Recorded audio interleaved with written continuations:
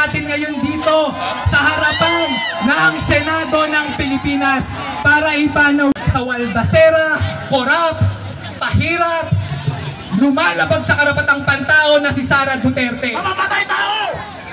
Karapatan ng mamamayan! Ipaglaban! Ipaglaban! Karapatan ng mamamayan! Convict! Convict!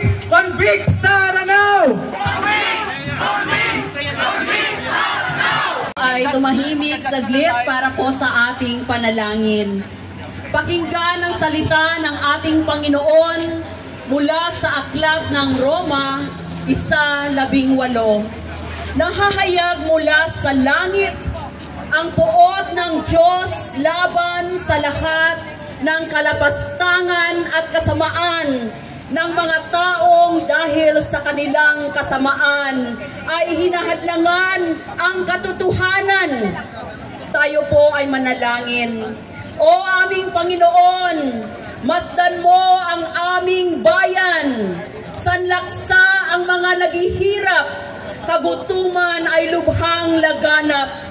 Kasumpa-sumpa ang mga magnanakaw sa kabangbayan, mga bunga ng pinaghihirapan ng aping mamamayan, mistulang ginagamit sa pagluho ng mga magnanakaw sa pamahalaan. Ang magnanakaw at palalo ay nagkakamal para sa sariling kasakiman. Ang mga sinungaling ay kinukutya ang katotohanan. Ang mamamatay tao ay walang habas sa pagbabanta sa lumalaban.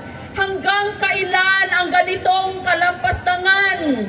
Diyos ng katarungan, samahan mo kami sa pakikibaka at paglaban.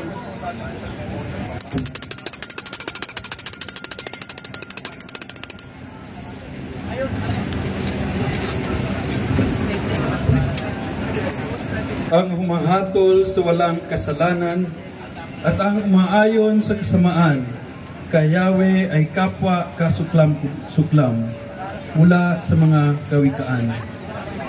Iligtas mo ang aming bayan mula sa masamang namumuno. Iligtas mo ang kinabukasan ng aming bayan mula sa pabaya at kurakot. Iligtas mo ang aming mga kabataan.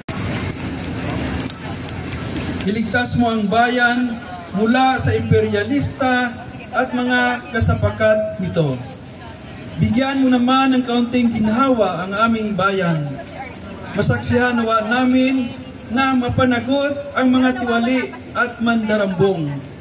Makita man lamang naming nababawi namin ang yamang ninakaw sa amin upang magsilbing pagkain at tulugan, gamit pang paaral, serbisyong kalusugan. Palakasin mo ang kilusang kumakapit sa pag-asa at sa matuwid na paninindigan.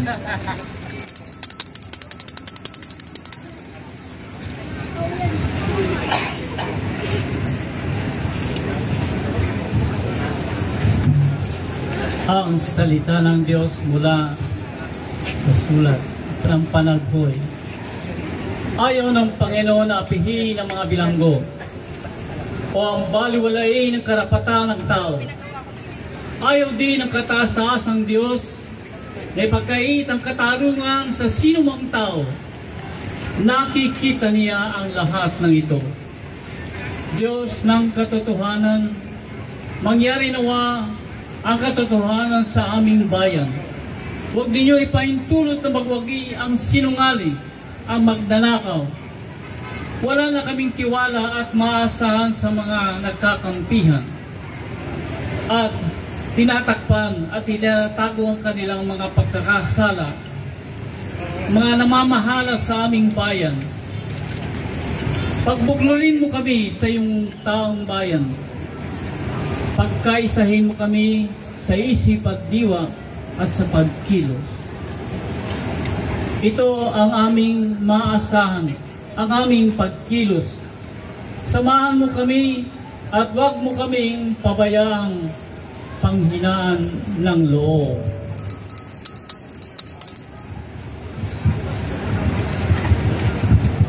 O O Yahweh, hanggang kailan ako hihingi ng tulong sa inyo bago ninyo ako dinggin?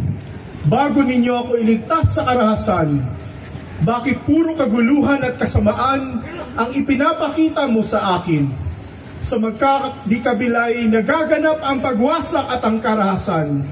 Laganap ang karahasan at ang labanan. Ang batas ay walang bisa at walang pakinabang, at hindi umiiral ang katarungan. Sa husgado ay laging natatalo ng masasama ang walang kasalanan, kaya't nababaluktot ang katarungan. Kaya aming Diyos, dinggin mo ang panaghoy at galit ng mamamayan. Huwag ninyong hayaan na isuko ang aming laban. Tipunin niyo ang aming lakas, isip at diwang mapaglaban. Sa ngalan ng pag-ibig, pag-asa at pananampalataya. Amen. 24 at 19 ng Disyembre 2024 a 5 ng Pebrero 2025 nakatakda na po sa kasaysayan ng mga petsang yan. Sa mga araw po na yan, iba't ibang mga sektor ang naghain ng impeachment complaints laban sa isang